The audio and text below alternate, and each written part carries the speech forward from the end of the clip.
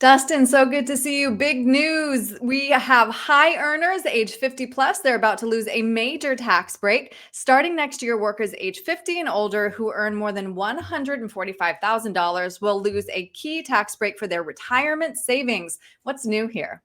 Sure, Aaron. So big news. If you've been making catch-up contributions to your retirement plan, if you've been doing it on a pre-tax basis to those traditional plans, starting in 2026, if you make more than $145,000, those catch-up contributions are going to have to be made on a post-tax basis to the Roth plan.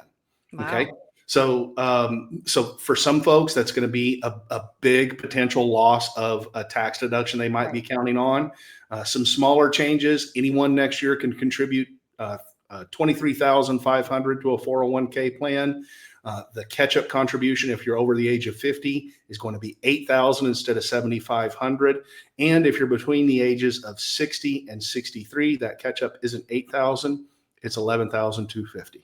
Right. Yeah. So this could be a major change for a lot of people. And just to say again what you mentioned. So right now, before, workers could reduce their taxable income with those pre-tax catch-up contributions. So how will the switch now to after-tax Roth contributions affect take-home pay and future withdrawals? Yeah. If your contributions were going into those plans on a pre-tax basis, they're now going in on an after-tax basis. What that means is every paycheck you get, that taxable income on that paycheck is going to be higher. So your withholding will be higher. Your net take home, you'll see it change probably in most cases, not a huge difference, but you will see less take home. The good news is those contributions into the Roth plan, those grow forever tax-free potentially, can be withdrawn tax-free in retirement. And if your kids inherit them, they're going to inherit tax-free. Right. And, I feel like we almost need to back up one step. This brings us to the $1,000,000 question when it comes to saving for retirement anyway. How do we determine if we should be making any of our contributions or all of our contributions into after-tax or pre-tax? Sure. Great question. We really try to focus on strategic tax planning. So it's not all about how do we reduce our taxes this year. Right. A big part of it is how do we reduce our taxes over the course of our career, over the course of our lifetime. Good point. So a good general rule of thumb, if you're a young person, if you're early in your career, you're likely not at your peak earnings. Taxes probably aren't your biggest problem, especially today's historically low tax rates.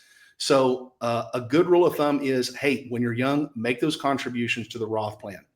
When you're late stage career and you're at your peak earnings, at that point, depending upon what tax rates are, depending upon your situation, that's the time to consider making contributions on a pre-tax basis to traditional plans. Mm-hmm. The good news, I'm sorry.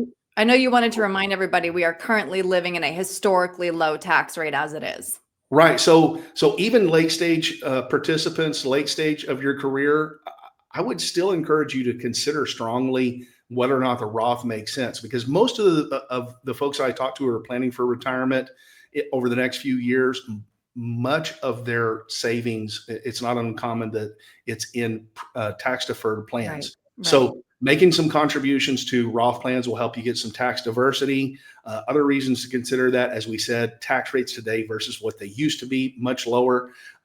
Any distributions you make from those Roth plans won't increase your taxes on Social Security and won't increase your Medicare premiums like distributions from traditional 401ks will.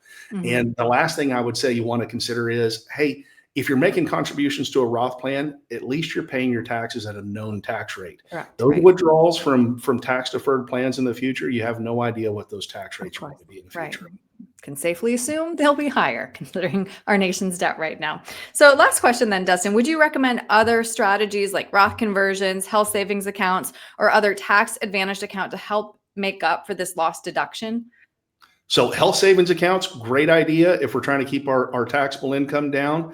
Those are really interesting. Not only do we get a tax deduction for making a contribution to a health savings account, those accounts grow tax deferred. And if the distributions are made to pay for qualifying medical expenses, they come out on the back end tax free. So when it comes to taxes, health savings accounts are a triple threat. One of the most efficient planning tools you can use in preparing for retirement and those future medical expenses you might pay. When we talk about Roth conversions, those won't help you reduce your taxable income today. Um, but I do have a great tip for someone if you're late stage, if you're trying to squeeze as much as you can into those Roth accounts, for example, using your catch-up contributions. Consider this. So in 2026, um, you can put about $31,000, just over $31,000 in a Roth 401k if Right. you're over the age of 50. Well, instead, if we assumed a 24% tax rate, one of the things you could consider if you're trying to get the most you can into the Roth, instead of putting $31,000 in your Roth 401k, if you've got other tax deferred savings, if we assumed a tax rate of 24%, you could pay $31,000 in taxes, and that would allow you to convert up to $130,000 of your pre-tax savings into a Roth plan. What's the net result? In a single year, you squeeze in an extra $100,000 to your Roth assets. That's an extra $100,000 that'll be working for you and your kids tax-free for the rest of your lives. Yeah, and that tax diversification is so important in retirement. So this might be a gift to a lot of older, pre-retirees. They might not have realized it. But Dustin, you touch on so many important points. So if somebody would like to sit down and then talk to you about how they can be more tax diversified, the best way, to be ready for retirement, what's the best way to reach you? Give me a text or a call at 830-476-2505, or reach out on the website to book a free chat at longlivemymoney.com. Great. Dustin, thank you so much for your time today. I really appreciate it. Thanks, Aaron.